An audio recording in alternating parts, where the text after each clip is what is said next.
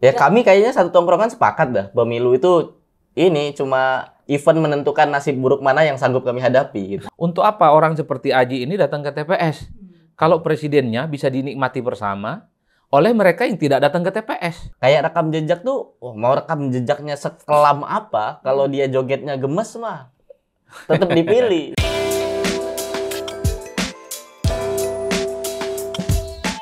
Hai, kembali di Ngobrol Nalar. Di episode minggu lalu kita bahas soal Gibran yang menjadi cawapresnya Prabowo dan ternyata komennya lumayan banyak. Thank you so much. Dan silakan komen lagi kira-kira apa topik yang ingin Anda lihat dan juga narasumber siapa yang ingin Anda tonton di Nalar TV. Kita akan usahakan untuk bisa datangkan di studio ini. Jangan lupa juga untuk subscribe Nalar TV. Dan hari ini kita tentunya masih berbicara mengenai Pilpres 2024 karena akan semakin mendekati hari pencoblosan. Dan menurut data dari KPU ya, kelompok dari milenial dan Gen Z ini akan mendominasi total pemilu atau pemilih di Pilpres 2024. Kalau tidak salah, totalnya mungkin lebih dari 52% atau setara dengan 110 juta pemilih. Nah, tentu ini kelompok yang sangat potensial ya bagi ketiga kandidat capres-cawapres untuk bisa memenangkan hati mereka. Nah, apa kira-kira dan kemana suara pemilih muda di Pilpres 2024? Kita akan membahasnya dengan dua narasumber yang sudah hadir di studio. Saya perkenalkan terlebih dahulu di sebelah kiri saya. Ada pengawal politik yang sudah tidak asing lagi wajahnya, analisanya di mana-mana, di hampir setiap platform media ada dia. Beliau adalah Adi Praitno, pengawal politik handal Indonesia. Selamat siang, Mas Adi. Apa kabar? Sehat? Ya, sejauh ini sehat. Makin padat dong ya, makin sibuk ya? Biasa aja, yang penting kan tetap meneliti dan ngajar, itu yang utama kan. Oke, kita hari ini akan minta analisa dari Mas Adi. Kemudian di sebelah ujung ada Aji Pratama, seorang stand up comedian yang banyak menyentil isu-isu politik, ya kan? Biang huru-hara biasanya. Dia yang bikin huru-hara ya. Oke. Nah, Aji pernah memenangkan kompetisi kritik DPR ya? Iya, 2018. 2018. Oke, jadi kita hari ini ingin tahu juga perspektif dari seorang Aji sebagai anak muda. Kita mulai dulu dari Mas Adi. Mas Adi, yang terbaru ini kan Gibran ya, yang lumayan bikin heboh di panggung politik Indonesia. Dan dia paling muda dari antara tiga pasangan cawapres ini. Umurnya 36, termasuk dalam kelompok milenial. Apakah artinya anak muda akan lebih memilih yang lebih muda, Mas Adi? Kalau bicara tentang pemilih muda itu kan kawin silang antara generasi Y dan Z ya. Banyak orang yang tidak tahu itu. Generasi Y itu adalah mereka yang umurnya 25-40 tahun. Nah, generasi Y ini seringkali disebut sebagai pemilih milenial. Nah, generasi Z itu adalah mereka yang umurnya 17-24 tahun. Jadi pemilih muda itu adalah generasi Z kawin dengan Y. Kalau dipersentasekan sesuai dengan data KPU tentu 52% ya. Kalau ditanya bagaimana preferensi pilihan politik mereka, ya pertama, secara umum mereka itu sebenarnya apatis ke politik ya. Saya ada datanya ya. Survei 4 bulan lalu, apakah teman-teman ya kakak adik yang umurnya 40 tahun ke bawah di atas 70 tahun mereka engage dengan dunia politik? Ada sekitar 54% yang menyatakan tidak terlampau tertarik. Hanya sekitar 21% yang menyatakan tertarik dan engage dengan isu-isu politik ya, terutama politik elektoral tentang partai, tentang partisipasi pemilih dan seterusnya dan seterusnya. Jadi overall kalau kita mau mensimplifikasikan sebenarnya pemilih muda ini adalah pemilih yang tidak terlampau tertarik dengan politik ya. Apa yang kemudian membuat anak-anak muda ini nggak terlampau tertarik dengan politik? Karena bagi mereka politik seringkali menakutkan dan menyeramkan. Itu yang selalu terekspos dalam pikiran mereka ya. Yang kedua, rasa-rasanya politik itu hanya ramai mau menjelang pemilu, tapi setelah itu nggak ramai. Jadi seakan-akan ini drama Korea aja nih politik kita itu panas, saling berkompetisi, ya jelang pemilu. Tapi setelah pemilu selesai, yang kalah pun boleh saling merangkulan dengan yang menang. Jadi bagi anak-anak muda ini untuk apa berpolitik kalau pada akhirnya gaya-gayaan panas, tapi di ujung saling rangkulan gitu ya. kayak Teletubbies lah, berpelukan. Nah itu yang kemudian membuat anak-anak muda itu agak sedikit apatis. Okay. Nah yang ketiga, perilaku politik dari semua partai bagi anak muda itu sama.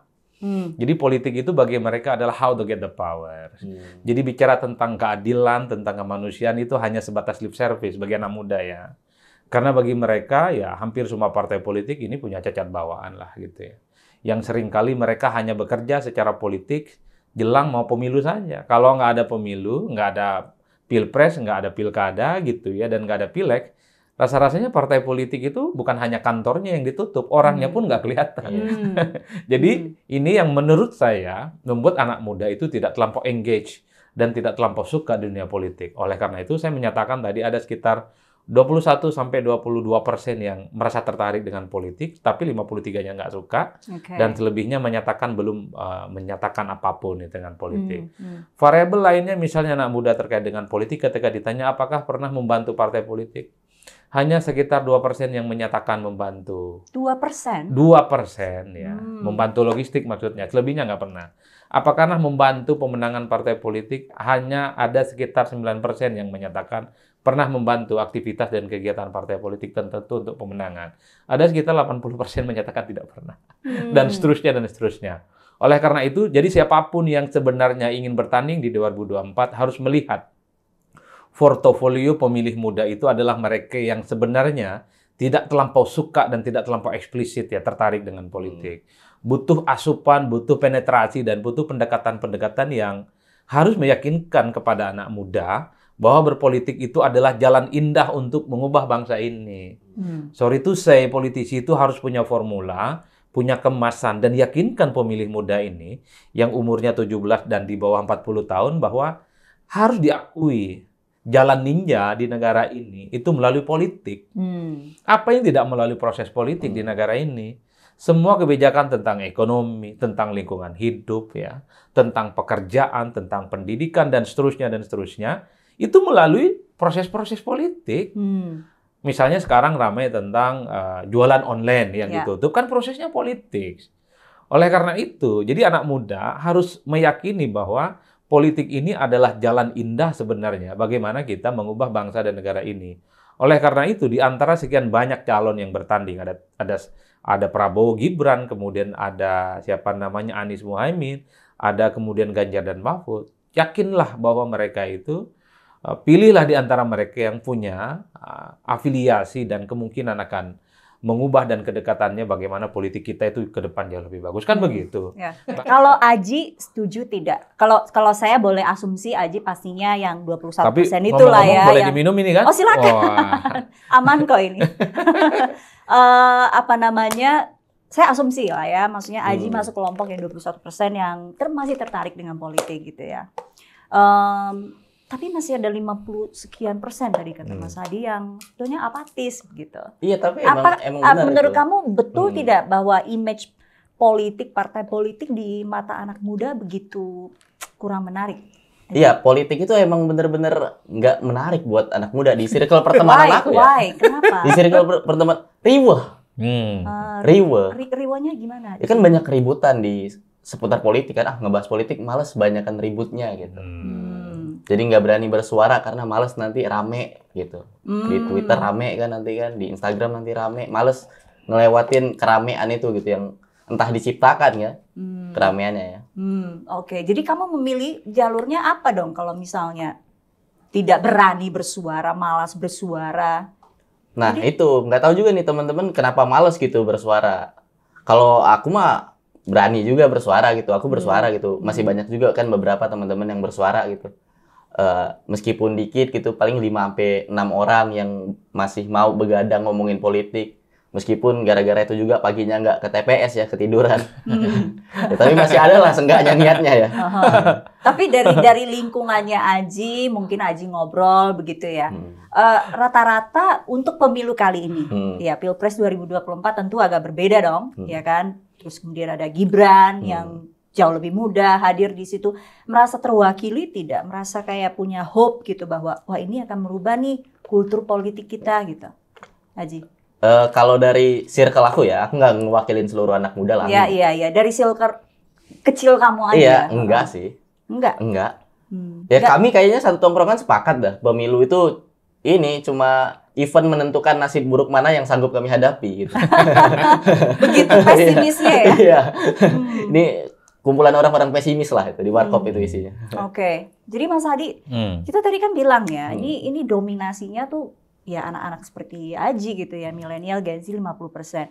Kalau cuma 21% yang tertarik, 50 lebihnya sama sekali mungkin tidak tertarik, atau kalau tidak tidak ada upaya yang dilakukan, mungkin mereka juga nggak bakal nyoblos gitu. Ini berarti approach-nya mesti gimana Mas Hadi buat para kandidat ini? Anak muda yang tertarik dengan politik itu sebenarnya adalah mereka yang kritis ya. Pandangan-pandangan mereka cukup rasional. Tapi pada saat yang bersamaan mereka ini cukup skeptis dengan calon dan partai yang akan mereka pilih. Karena mereka itu dari lubuk hatinya yang paling dalam, siapapun yang dipilih, baik secara kepartaian ataupun calon, kelakuannya sama. Bahwa ya ekonomi sulit, misalnya akses terhadap dunia kerjaan juga rumit. Kemudian pemerataan pembangunan ekonomi cuman hanya terpusat di Pulau Jawa, tapi tidak di tempat yang lain. Memang mereka itu punya preferensi, tapi satu sisi mereka juga tidak terlampau yakin dengan pilihan politiknya bahwa akan mengubah Indonesia yang begitu dahsyat lah kira-kira begitu. Tapi ada harapan, 23% itu ketika mereka tertarik dengan politik, tentu ini bisa memberikan influence kepada yang lain bahwa satu sikap kita datang ke TPS memilih capres itu akan menentukan bagaimana nasib pemimpin kita ke depan. Ini yang disebut dengan perasaan optimis itu. Jadi kalau dalam studi-studi politik ini yang disebut dengan efikasi. Jadi ada perasaan optimis. Jadi sekalipun satu anak muda datang ke TPS, tapi pilihannya itu akan menentukan bahwa yang dia pilih nanti akan memberikan perubahan yang signifikan. Jangan punya perasaan teralienasi. Teralienasi itu adalah perasaan di mana bahwa dia merasa nggak penting, cuman saya kok yang kayak gini. Jadi pilihan saya ini tidak akan mengalahkan begitu banyak orang yang datang dan hanya akan memenangkan orang yang tidak akan mengubah apapun. Nggak bisa begitu. Jadi perasaan alienasi itu di kalangan anak muda itu tidak ditemukan dalam sejarahnya. Anak muda itu adalah yang selalu yakin bahwa setiap perilaku dan tindakan politiknya datang ke TPS yang dianggap memilih calon dan partai memperjuangkan anak muda dan perubahan bangsa, mestinya itu yang harus dipilih. Cuman karena anak muda ini kritis dan rasional, ada yang disebut dengan cacat bawaan dalam pemilih kritis dan rasional itu. Apa yang disebut dengan the problem of collective action. Jadi ini yang kemudian memunculkan bahwa kenapa anak muda itu malas ke TPS. Ada yang disebut dengan problem collective action itu. Apa contohnya? Untuk apa orang seperti Aji ini datang ke TPS? Kalau presidennya bisa dinikmati bersama oleh mereka yang tidak datang ke TPS. Saya nggak datang ke TPS, Aji datang ke TPS. Tahu ujung-ujungnya yang jadi presiden Jokowi. Dan Jokowi bukan hanya miliknya Aji yang datang ke TPS. Tapi Jokowi adalah presiden saya yang tidak pernah datang ke TPS. Itu yang kemudian membuat pemilih rasional berpikirnya kayak gitu. Ngapain capek-capek ngantri di TPS jam 8 sampai jam 2? Toh public good, public good itu hasil pemilu, itu bisa kita nikmati bersama. Kebijakan presiden, kebijakan pemerintah bisa dinikmati oleh semua orang, sekalipun dia tidak datang ke TPS. Nih kayaknya Aji sama teman-temannya yang muda kayak gitu tuh. Ngapain sih gitu? Saya datang dan nggak datang ke TPS, ya sama saja kok. Sama mereka yang datang ke TPS, Jokowi juga. Kalau ada undang-undang yang pro dengan rakyat, sama aja kok kena dengan mereka yang datang dan tidak datang ke TPS. Ini penyakit the problem of collective action di kalangan anak muda. Jadi anak muda ini harus dikasih stimulus, dikasih semangat bahwa politik itu indah, politik itu asyik. Itu lewat apa? Lewat narasi kah? Lewat mungkin tindakan atau seperti apa, Mas? Narasi dan tindakan. Janganlah ribut-ribut di media sosial. Janganlah selalu mempertontonkan urat nadinya yang seakan-akan bahwa pemilu ini urusan perang antar agama. Nggak begitu. Politik itu ya santai aja, bertemanan. Nggak perlu saling caci maki, nggak perlu saling bully. Dan yang paling penting, jangan pernah jadikan anak muda itu hanya sebatas objek kepentingan mereka. Kalau kita punya data-data survei, anak muda itu adalah mereka yang suka, mereka itu dianggap bagian dari komunitas mereka. Jadi anak muda kalau kita melihat kecenderungannya tidak terlampau suka dengan hard selling. I don't pilih saya, nggak suka anak muda kayak gitu.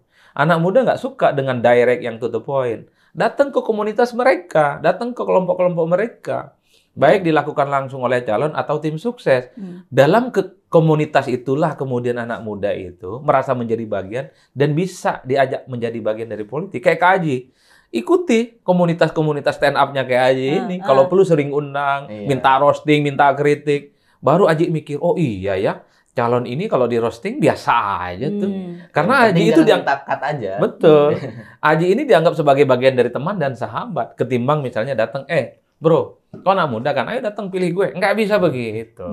Datangi komunitasnya, ajak mereka bercanda, ajak mereka sebagai komunitas perkawanan, baru bicara tentang, ayo nanti pilihlah saya. Gitu. Jadi selami dulu komunitasnya. Oke, jadi sekarang gini Mas Adi, kalau generasi anak muda, milenial, dan Gen Z ini kan hidupnya kayak di media sosial gitu ya, kira-kira ya, setiap hari tidak lepas dari itu. Bisakah lewat medsos itu salah satu tools yang paling efektif buat para kandidat? Ya, anak muda itu adalah mereka yang keseharian hidupnya penuh dengan dunia internet. Kalau ditanya apa kegiatan dan aktivitas anak muda di waktu senggang, main internet di handphone. Ketika di breakdown satu-satu, internet di handphone itu apa? Main game. Main game. Apakah mereka bicara politik? Enggak. Hanya sedikit saja yang bicara politik. Hanya sedikit saja yang bicara tentang informasi terkait dengan capres dan cawapres. Kalaupun toh dicari isu terkait dengan politik, capres dan cawapres, isu-isu perkelahiannya. Dramanya begitu. Drama-dramanya yang dicari. Apakah mereka kemudian menelusuri visi misi? Tidak. Terlampau jelimet visi misi yang dibuat berhalaman-halaman itu. Apalagi nggak ada summary-nya kan. Waduh, baca visi misinya Amin rumit, visi misinya Prabowo rumit, visi misinya Ganjar juga rumit. Udahlah. Mereka akhirnya snapshot. Mereka itu hanya cari angle-angle yang kemudian lagi ramai diperbincangkan saat ini gitu loh. Itu anak muda. Sekalipun mereka main handphone dan ingin tahu dunia politik, yang ribut aja dicari. Selebihnya hal-hal yang sifatnya substantif, penting, itu sedikit lah, nggak banyak gitu ya. Oleh karena itu, bagi saya ini tugas para capres dan cawapres dan tim pemenangannya harus bikin summary. Summary ya. Summary dari visi misi yang dibuat oleh mereka. Dan yang paling penting summary-nya itu kalau bisa jangan tertulis. Keriting itu anak-anak muda. Kalau bisa anak muda ini memang lebih gandrung dengan konten visual. Yang agak ngomong-ngomong gitu loh. Misalnya ngomong, saya tim suksesnya Anies, saya tim suksesnya Prabowo, saya tim suksesnya Ganjar, menyatakan bahwa visi misi calon saya adalah 1, 2, 3. Udah gitu aja. Nggak usah panjang-panjang. Karena anak muda ini sibuk. Sibuk mikirin dirinya yang sibuk berkelahi dengan hidup. Ya, Aji, anak muda dari kacamata anak muda begitu ya, menentukan preferensinya, itu masih mencari-cari informasinya lewat medsos nggak sih? Atau tetap butuh interaksi langsung, sentuhan langsung dengan para kandidat itu lebih efektif? Oh, kalau aku personal sih pasti sentuhan langsung. Tapi kayaknya habit anak-anak muda lain gitu, kayaknya masih lewat sosmed deh. Kayaknya TikTok itu masih berpengaruh sangat besar deh untuk pemilih muda gitu. Pengaruhnya sejauh apa? Apakah cukup sampai popularity saja atau sampai betul-betul memilih begitu aja? Adik aku tahun ini baru pertama kali milih. Dan dia udah menentukan pilihannya karena ada satu yang muncul terus di FYP-nya. Kontennya kayak apa yang muncul itu? Konten ringan, substantif atau apa? Konten ringan kan, jadi ada satu acara yang 3 capres dikumpulin itu. Ngumpulin gagasannya, tapi yang viral di TikTok tuh kelakuan-kelakuan lucunya kan. Bukan gagasannya. Gagasannya nggak viral kan. Pertanyaannya. Tunggu. Ada jawabannya. Bener kan ya? Aku bilang bener kan? Jadi yang disoroti yang lucu-lucu aja gitu. Yang joget-jogetnya, yang happy-happy-nya lah gitu, yang ketawa-ketawanya yang gitu. Yang huru-hara loh. Yang huru-haranya saja. Tapi itu sampai menentukan, sampai mereka memilih atau sebetulnya populer aja, Mas, dikenal aja. Enggak, anak muda itu pikirannya pendek. Simple. Sesuatu yang menurut mereka nyaman, happy, udahlah dipilih. Kalau ada calon yang gayanya misalnya dianggap sederhana dan sesuai dengan gaya hidupnya, dia pilih. Kalau ada jagoan yang sepertinya selalu menjadi menghibur gitu di panggung-panggung momentum penting, dia pilih. Jadi di kalangan anak muda ini nggak perlu terlampau kelihatan smart. Kalaupun toh mau kelihatan smart ya harus lebih lebih banyak nuansa rileks dan bercandanya. Nah ini yang sepertinya sedang dimainkan betul oleh 3 kandidat capres. Dulu kalau kita melihat Prabowo itu kan serius banget. Tapi belakangan Prabowo kan ada goyang-goyangnya. Nyokitin aja, bahkan diterakin gemoy. Itu bahasa-bahasa untuk menjangkau pemilih muda loh. Begitupun dengan Amin, main kepret sarung gitu loh. Nah, itu bahasa untuk menjangkau anak muda. Itu efektif ya? Coba bayangkan, kalau melihat Anies dulu adalah sosok yang kelihatan smart, intelektual, ya kan, lulusan Amerika dan seterusnya dan seterusnya. Bahkan kalau Anies itu mau bercanda pun harus ilmiah gitu loh. Tapi ketika ada Muhaimin di situ sebagai wakilnya kan kelihatan Anies ini lebih kelihatan humanis gitu, bercanda gitu ya. Narasi-narasinya juga ringan dan seterusnya dan seterusnya. Kalau Ganjar jangan tanya, karena memang dari awal kelihatan belusukan. Kalau ketemu sama orang kan dirangkul, ngobrol, hangat, dan seterusnya, dan seterusnya. Itu artinya apa? Bagi saya, ini bukan hanya karakter alamiah, tapi ini bagian dari strategi untuk meyakinkan pemilih muda yang memang mereka itu punya kecenderungan suka dengan calon yang menurut mereka karakter, gaya komunikasi, dan interest politiknya itu sesuai dengan kepentingan mereka. Ya ini orang sekalipun dia calon presiden, tapi dia kelihatan bukan calon presiden, kayak orang biasa aja lah. Baik cara ngomongnya, bahasa-bahasa yang digunakan, dan jadi seterusnya. membumi gitu Membumi, jadi kakinya nyentuh ke tanah. Itu yang sedang dicari betul oleh anak-anak muda. Makanya saya selalu ngomong, inget loh, sekalipun ada bonus demografi, pemilih muda ini 52 sekian persen, hati-hati cara mendekati mereka itu. Jangan terlampau kaku, jangan terlampau kelihatan ilmiah. Ilmiah substantif itu penting. Anak muda itu harus paham itu. Tapi kemasan isu, tapi kemasan pesan-pesan politiknya harus sesuai dengan bahasa mereka. Nah, dan yang saya ingin katakan, kira-kira apa preferensi politik anak muda? Ya memang mereka main internet, tapi hanya sedikit saja yang kemudian mencari informasi terkait dengan politik. Ada yang disebut dengan peer group ya. Anak muda ini karakter milihnya, kecenderungan pemilihnya sangat ditentukan oleh teman mainnya. Jadi anak muda itu jangan tanyakan siapa bapaknya. Bapak mananya itu seringkali beda pilihan politiknya. Tapi coba tanya sama teman mainnya, teman nongkrong. Ji, kalau si Ahmad itu siapa pilihannya? Aji jauh lebih tahu pilihan politik temannya. Kalau bapaknya, aduh anak sekarang mah susah. Sudah punya dunia lain yang susah dikontrol. Benar ya, Aji ya? Iya, benar. Seperti apa Aji mempengaruhi mungkin teman-teman di lingkungan? Itu teman saya ya, perlu diuji ya salah benarnya. Tapi Ji, maksudnya gaya komunikasi yang lucu, yang santai itu kemakan ya sama tadi Aji bilang kemakan sama anak-anak Gen Z milenial. Tapi di luar itulah, faktor lain ada tidak yang dijadikan pertimbangan untuk kemudian menentukan pilihan? Misalnya mungkin rekam jejaknya, program yang ditawarkan, itu dipertimbangkan tidak sih, Ji? Sejauh yang aku tahu sih enggak ya. Kayak rekam jejak tuh, mau rekam jejaknya sekelam apa, kalau dia jogetnya gemes mah tetap dipilih. Tetap dipilih. Jadi substansi betul-betul udah gak penting gitu ya? Udah nggak kena pengaruh TikTok ini. Pengaruh TikTok ya. Tapi kebanyakan gitu kan, kebanyakan gitu kalau di TikTok. Tapi Mas Adi itu rekam jejak soal pengalaman itu penting tidak sih program kerja buat anak muda ini? Anak muda itu yang tadi saya sebutkan, pikirannya pendek-pendek. Harusnya sih penting ya, harusnya normalnya. Tapi kenyataannya, kalau generasi saya yang sudah kolonial, rekam jejak itu penting. Bukan hanya sesuatu yang tampak di permukaan, bukan hanya potongan video yang tampak di TikTok, bukan hanya potongan video yang tampak di Twitter, Facebook dan Twitter, bukan menurut saya. Jadi kalau lihat Prabowo, dilihat ke bawahnya. Mulai dia memulai karir politiknya, misalnya kira-kira begitu. Kalau lihat Ganjar, dilihat dari ujung ke ujung, mulai dari mana dia kemudian memulai perjalanan politiknya sejak awal, bahkan sampai hari ini mencalonkan diri, termasuk Anies. Ya kita telusuri satu persatu. Tapi anak muda nggak begitu. Jadi anak muda ini cenderung potongan di video, TikTok gitu, yang cuma sedetik, 2 detik, itu yang kemudian dijadikan sebagai keyakinan dalam menentukan pilihan politiknya.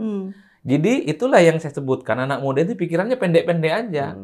Ya kayak orang cash and carry lah, ini barang jadi cocok, udahlah nanti saya pilih itu ke TPS. Makanya politik itu memang penuh dengan pencitraan. Makanya tim sukses, relawan, tim pemenangan masing-masing calon, ini kuat-kuatan bagaimana bikin potongan-potongan video yang asyik dan diterima oleh kalangan anak muda. Jadi itu aja saat ini tuh anak muda itu. Artinya PR-nya nggak berat dong ya? Nggak berat. Kalau memaknai politik itu hanya soal kalah dan menang. Tapi kalau memaknain pemilu dan politik itu ada unsur edukasinya, nggak begitu. Jadi anak muda itu harus ada footnote-nya dong. Bahwa politik ini bukan hanya yang ada tampak di permukaan, bukan hanya goyang-goyang, bukan hanya gemoy, bukan kepretan sarung, bukan hanya belusukan-belusukan, bukan. Tapi anak muda itu harus kritis dalam arti dia mampu menelusuri. Oh, Ganjar begini loh. Sebelum jadi calon presiden dia adalah gubernur 2 periode. Sebelumnya adalah mantan anggota Dewan 2 periode. Kan enak bicaranya gitu loh. Itu yang saya sebutkan mencari rekam jejak seorang kandidat. Dan ini bagian dari edukasi politik loh. Ya. Penting. Misalnya Prabowo Subianto. Prabowo itu adalah mantan Kopassus. Ya, beberapa kali ikut tanding pilpres. Memang dulu berhadapan-hadapan dengan Jokowi, tapi di 2024 kecenderungan bersama. Kan begitu kan? Anak muda harus tahu itu. Tapi itu dilakukan tidak oleh ketiga kandidat ini? Nggak dilakukan. Apalagi kan masa kampanye kita kan nggak ada 3 bulan. Yang penting populer dulu. Yang penting populer dulu, disukai dan menang, udah selesai. Makanya kenapa anak muda cenderung apatis dengan dunia politik? Karena kerja-kerja calon, kerja-kerja partai politik ini kan cuma 5 tahun sekali. Kalau mau pemilu, mau pilkada, mau pileg dan pilpres, partai ini kan kelihatan dia paling berpihak kepada rakyat. Kalau nggak ada pemilu, nggak ada pileg, nggak ada pilpres, nggak ada pilkada, ya seperti lagunya Kotak kan. Partai-partai ini ada tapi kayak nggak tiada gitu. Bahasa Arabnya itu laya mutu laya ya. Ada tapi kelihatan nggak ada. Oleh karena itu bagi saya pendidikan politik nggak cukup hanya mengandalkan masa kampanye politik yang menurut saya cuman kurang lebih 3 bulan, nggak cukup. Jadi pendidikan politik itu adalah all the time. Di mana sepanjang hidup orang, sepanjang hidup anak muda, dia harus dikasih informasi yang terkait dengan bagaimana potret kandidasi, bagaimana terkait dengan rekam jejak partai. Menurut saya, pemilu ini bukan soal kalah dan menang, bukan soal siapa yang jadi presiden ya. Tapi bagaimana anak-anak muda yang kita sebut punya bonus demografi 52%, adalah mereka yang paham dengan sejarahnya. Jangan sampai salah memilih calon, 5 tahun ke depan, 10 tahun ke depan, dia juga tidak pernah memberikan satu sentuhan yang kemudian membuat Indonesia itu mampu menjadi negara yang jumping lah gitu ya, yang tingkat ekonomi dan peradabannya maju. Kan kita semua sepakat gitu, bahwa 15 dan 20 tahun ke depan Indonesia itu harus keluar dari kutukan middle income trap itu ya. Jangan lagi lah kita ini kelas menengah gitu ya. Potret demokrasinya juga tidak terlampau berjalan secara maksimal. Oleh karena itu, presiden di 2024 adalah mereka yang harus mampu membuat lompatan jauh dan besar, terutama di bidang ekonomi ya dan pertumbuhan yang lainnya. Saya kira di situ. Jadi anak muda janganlah apatis. Ayolah, sis bro. Ayo. Nanti pilih calon presiden, capres dan copres yang menurut hati teman-teman itu sesuai dengan selera dan sangat mungkin akan mengubah Indonesia ini jauh lebih besar. Satu suara itu penting untuk menentukan bagaimana nasib kita ke depan. Nice. Jadi jurkam ya. Bijak sekali ya. Jadi Ji, seperti apa kira-kira karakter presiden atau pemimpin berikutnya yang Aji ingin lihat, dan mungkin kira-kira supaya anak muda tidak apatis gitu ya, mau ikut aktif berpartisipasi dalam politik, itu apa yang harus dilakukan? Kalau supaya anak muda nggak apatis sih, kalau aku ngajarin adik aku ya, cari presiden tuh apa? Ya cari, kalau mau nyoblos tuh seenggaknya cari dulu satu kepentingan kamu deh gitu. Adik ini pengennya apa gitu, kayak abang nih kan di dunia stand up, abang kerjanya ngomong nih. Nah, abang pengen punya pemimpin tuh yang ngebebasin abang ngomong. Pro demokrasi gitu. Adek cari dah satu gitu, kepentingan satu aja itu cukup tuh untuk bikin alasan dia milih pemimpin itu kenapa gitu. Itu juga yang dilakukan oleh Kelakar Indonesia atau apa? Atau hanya sekedar mengkritisi doang nih Kelakar? Nah, kalau Kelakar justru tadi yang kayak Mas Hadi bilang, kami mengkomunikasikan politik itu dengan lebih riang gembira gitu, biar anak-anak muda tuh lebih gampang teredukasi, karena banyak informasi politik yang terlalu kaku dan suram cara membahasakannya gitu oleh para politisi. Nah, kami nyampainya dengan cara yang lebih ringan dan fun aja. Termasuk memberikan solusi, kritikan yang membangun? Iya, termasuk mengkritik gitu, termasuk mengkritik dengan cara yang lebih fun. Oke, tapi kalau lihat dari 3 kandidat yang ada sekarang ini, yang paling dekat dengan anak muda gitu ya, baik dari mungkin kayak komunikasinya atau mungkin program-program yang ditawarkan, mana kira-kira menurut Aji? Ya, yang milih satu ya. Plus minus ya pasti ya. Sebenarnya tiga-tiganya ada kedekatannya sendiri gitu dengan anak-anak muda gitu. Prabowo Gibran sudah pasti sangat dicintai anak muda. Di situ ada Mas Gibran yang anak muda, ada Pak Prabowo yang di TikTok lagi yang bertebaran gemoy tadi ya. Iya. Pak Ganjar dan Pak Mahfud juga sama gitu. Pak Ganjar konten-kontennya juga disukai oleh anak-anak muda gitu. Pak Mahfud juga Oh ya, Pak Mahfud juga? lumayan jadi hero kalau di Twitter kan. Oh. Anak-anak muda menganggap Pak Mahfud ini adalah superhero gitu, mengungkap kasus-kasus besar lah. Sama Anies dan Caimin juga sama gitu. Oke. Kalau Mas Adi lihat gimana 3 kandidat ini? Yang sudah mulai berhasil gitu ya, memenangkan hati pemilih muda, ramai tiap hari diomongin gitu di media sosial. Ada nggak? Yang memang agak sulit sebenarnya untuk menjederhanakan kira-kira kemana pemilih muda ini menentukan pilihan politiknya. Anak muda ini kan pilihannya ababil. Hari ini A, besok pun dia bisa berubah. Itu anak muda tuh. Itu yang saya sebut pemilih kritis yang skeptis. Tergantung bagaimana potongan video di media sosial.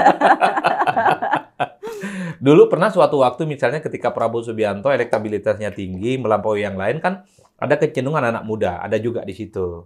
Tapi ketika suatu waktu misalnya elektabilitas Prabowo agak turun, disalip sedikit oleh Ganjar Pranowo, anak muda juga kemudian menjadikan Ganjar sebagai pilihan politiknya. Dan pada suatu waktu ketika Anies kelihatan performa politiknya tampil di ruang publik bagus gitu ya, kelihatan bahwa Anies itu mewakili kelompok intelektual, scholar, anak muda juga suka dalam konteks itu. Jadi inilah yang saya sebutkan bahwa anak-anak muda secara umum memang terdistribusi ke banyak kepentingan politik per hari ini ya. Karena menurut saya bukan hari ini saja bicara tentang kepentingan anak muda, siapa yang kuat dan ada kecenderungan politiknya. Saya masih terus melihat kecenderungan mereka ini merubah. Kemudian kepentingan politik dan persepsinya terkait dengan calon, ya bagaimana kampanye yang akan dilaksanakan selama 3 bulan ke depan. Kan sebentar lagi nih, bulan November kampanye nih sampai bulan Februari tanggal 10 kan. Nah di situ akan menentukan bagaimana sebenarnya anak muda akan mengikat hatinya itu kepada calon. Jangan salah pilih bagaimana menentukan strategi politiknya. Yang jelas anak muda itu nggak suka dengan calon yang suka nyerang yang lain. Itu nggak suka. Nggak suka itu. Jadi karakternya Aji dan kawan-kawannya ini nggak suka dengan calon kecenderungan yang suka jelek. Iya, nggak suka. Kalaupun toh misalnya ada calon lain itu perlu dikritik, tapi jangan Aji yang mengkritik. Tapi jangan calon, tapi orang lain yang mengkritik. Ada kecenderungan anak muda ini nggak suka. Kami lebih suka capres yang self-deprecating, yang ngecengin dirinya sendiri. Merosting dirinya sendiri. Merosting dirinya itu justru disukai. Iya. Tapi nggak semua kandidat bisa begitu ya? Iya, nggak semua. Kan berita terbaru kan ada yang baper di roasting kan katanya. Jadi attacking campaigns itu nggak disukai sama anak muda. Jadi sekalipun ada capres tertentu yang layak untuk diserang, layak di downgrade, tapi jangan lakukan oleh sang kandidat. Biarlah tim suksesnya, relawannya atau influencernya yang melakukan itu. Nah ini anak muda nih hati-hati banget, karena ya anak muda itu menganggap persaingan itu ya biasa saja, ngapain harus ribut-ribut sih? Karena bagi mereka attacking campaign bahkan negatif campaign itu menunjukkan kelemahan lawan dengan data-data juga nggak disukai juga. Ini yang saya kira mungkin ya akan jadi PR bagi kita bersama bahwa anak muda itu nggak boleh gini-gini juga. Kenapa? Jangan hanya melihat sesuatu yang tampak di permukaan. Itu bahaya. Yang menjadi penting bukan bagaimana latar belakang rekam jejak seorang capres dan cawapres itu perlu dipreteli satu persatu. Karena kalau pemilu kayak gini, orang kan semuanya bersolek. Semua capres itu pakai gincu. Semuanya wajahnya itu kan dipermak. Entah dipermak sendiri atau pakai konsultan. Yang biasanya wajahnya kusut jadi kinclong. Yang wajahnya tembem jadi tirus. Itu politik kita. Kalau mau jujur secara prinsip ya, ketika ditanya ke anak-anak muda, sekalipun mereka nggak terlampau peduli dengan politik, apa persoalan penting yang dihadapi oleh bangsa ini, dan apa harapan Anda kalau ada calon presiden yang terpilih di 2021? Persoalan ekonomi dan lapangan pekerjaan. Itu semua sama. Anak-anak muda yang umurnya 17-40 tahun mengatakan yang paling urgen di negara ini itu adalah bagaimana ekonomi kita melesat. Yang kedua adalah bagaimana akses terhadap pekerjaan itu terdistribusi. Karena sekarang kan banyak juga pengangguran, akses terhadap dunia kerja itu sulit dialami oleh mereka yang lulus-lulus kuliah. Jadi bagi mereka ya itu yang mestinya dipikirkan. Tentu habis itu tentang pendidikan. Pendidikan itu dianggap sebagai resource memperbaiki kualitas manusia. Kira-kira begitulah khotbahnya buat anak muda ini.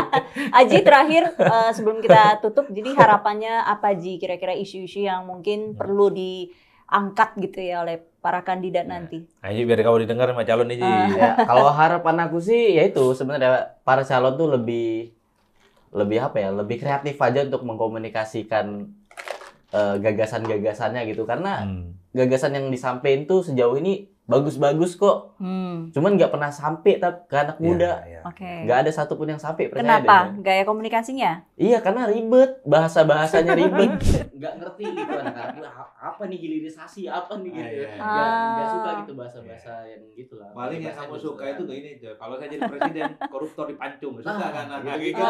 Straightforward aja gitu ya? Iya. Atau disederhanakan lah gitu bahasa-bahasanya. Oke. Ini masih ada 3 bulan ya menuju pencoblosan, kampanye sebentar lagi. Tentu ini jadi PR berat sebetulnya ya buat para kandidat partai politik. Iya, menyederhanakan gagasannya. Kalau Uh-uh. nggak bisa ya hubungin aku lah, bisa. Oh. Ya, apa? Promo juga. Buka BO juga dia ya. Oke, terima kasih Aji, terima kasih Mas Adi ya untuk analisa dan juga pencerahannya. Tentu ini penting bagi anak muda, satu suara itu penting ya untuk menentukan masa depan bangsa ini, dan jangan hanya lihat yang viral aja gitu ya. Betul. Substansi, cari rekam jejaknya, bagaimana pengalaman kandidat A, B, C, D ini harus Anda pelajari begitu sebelum menentukan pilihannya. Terima kasih sekali lagi untuk narasumber yang sudah hadir di Ngobrol Nalar. Saya tunggu komennya, saya tunggu subscribe-nya, dan kita akan ketemu lagi minggu depan. Sampai jumpa. Mantap.